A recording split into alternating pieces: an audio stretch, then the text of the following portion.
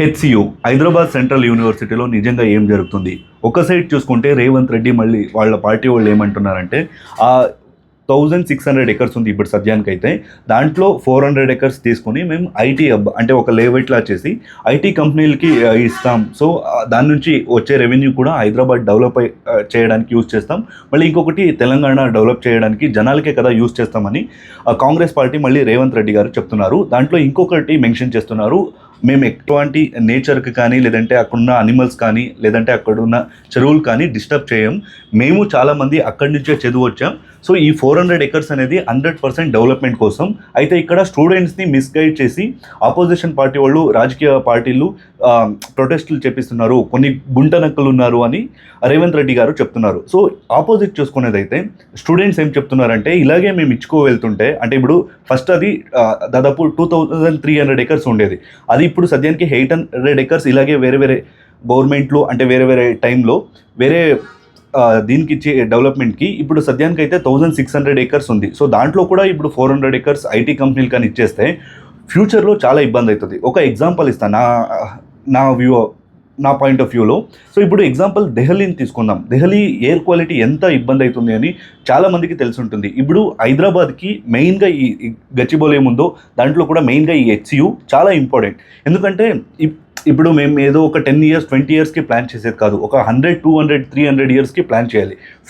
వేరే కంట్రీల్లో అంటే ఫారిన్స్లో ఒక మొక్కని కూడా ఇప్పుడు రోడ్ ఎక్స్టెన్షన్ చేస్తున్నారు లేదంటే రోడ్ని వేస్తున్నారంటే ఒక పెద్ద మొక్కని వాళ్ళు కట్ చేయరు, దాన్ని తీసుకెళ్ళి వేరే సైడ్ పెడతారు. అయితే మన ఇండియాలో అలా ఉండదు, మొక్కల్నే కట్ చేసి హైవేలు చేస్తారు, యూనివర్సిటీలు బిల్డ్ చేస్తారు, ఇలాంటి ఐటీ హబ్ని బిల్డ్ చేస్తారు.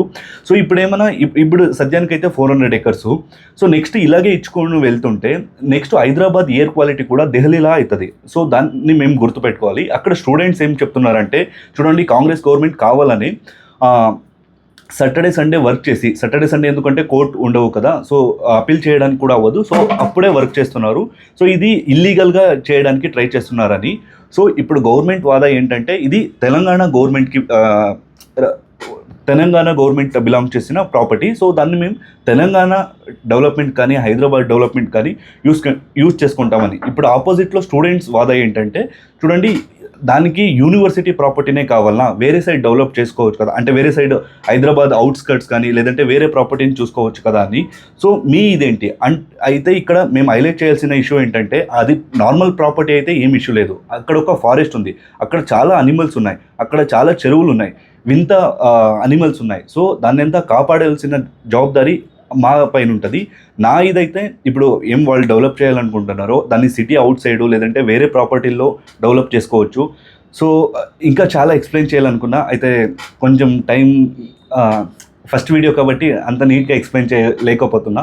సో అప్కమింగ్ వీడియోస్లో ఇంకా బాగా ఎక్స్ప్లెయిన్ చేయడానికి ట్రై చేస్తా.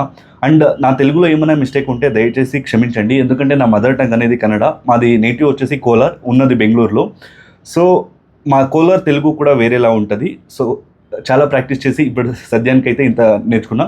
సో ఇకపైన ఎవ్రీడే ఒక వీడియో ఉంటుంది తెలుగులో ట్రెండింగ్ టాపిక్ పైన. అండ్ ఏమైనా మిస్టేక్ ఉంటే దయచేసి క్షమించండి. సో ఇలాంటి మరిన్ని వీడియోస్ కోసం తప్పక మా యూట్యూబ్ ఛానల్ సబ్స్క్రైబ్ చేసుకోండి. ధన్యవాదాలు.